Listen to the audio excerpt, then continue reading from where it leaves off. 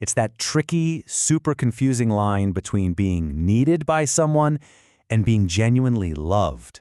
All right, let's just jump right in with a question for you. Think about it for a second. Does it feel good to be needed when someone really, truly relies on you?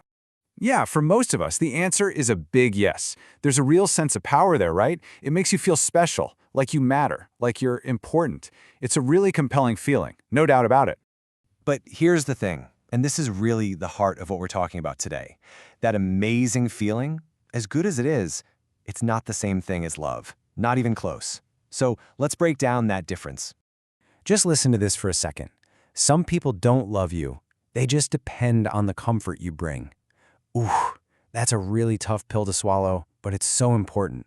It means that feeling of being needed, it might actually just be about dependency, not real love. So what are they depending on exactly? Well, think about it. It's often the stuff you do for them. You're their rock, their stability. You give them care when they're down. You have all this patience. But here's the key. They need what you provide, the role you play. That's a world away from needing you, the actual person. You know, this whole dynamic isn't just some vague feeling. It actually has a name in psychology. So let's dig a little deeper and see what's really going on. Okay, so the term we're talking about is attachment dependency, and the definition really hits the nail on the head. It's when someone stays, not because they love who you are at your core, but because they are terrified of being empty without you. See the difference? The whole relationship is about running away from a bad feeling, not running towards a good one. So that's the textbook definition. But what does it actually look like day to day? You know, in a real relationship, what are the signs? Well, it usually shows up as this cycle. It starts with you constantly fixing their problems. Then that turns into you saving them from one crisis after another. And before you know it, you're just overgiving, pouring everything you have into them. And you mistake their relief for love, right? You get this little hit of feeling worthy, but it never, ever lasts. Okay, so that's the unhealthy side of the coin. What about the healthy version? What does that look like? And look, let's be real. Needing each other a little bit is totally normal and healthy. The real question is what the foundation of the relationship is built on. So let's pivot and look at what real love looks like. And the difference is, well, it's night and day.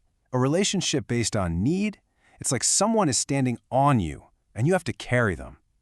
But a relationship of love, that's someone standing beside you as a partner. Need is all about fearing that empty space. Love is about consciously choosing to be there because they value you, your soul. And really, this is the main takeaway here. True, healthy love isn't about plugging a hole in someone's life. The right person isn't just going to need you to get by. They're going to choose you actively, on purpose. And here's the kicker, the most powerful part of all this. They'll choose you, even when they don't have to. When they're doing just fine on their own, when they're stable, when there's no crisis to solve. That's when their choice to be with you means absolutely everything. Now, that is love.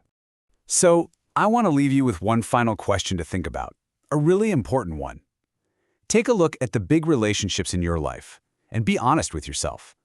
Are you being chosen every single day for exactly who you are? Or are you just being needed for what you do?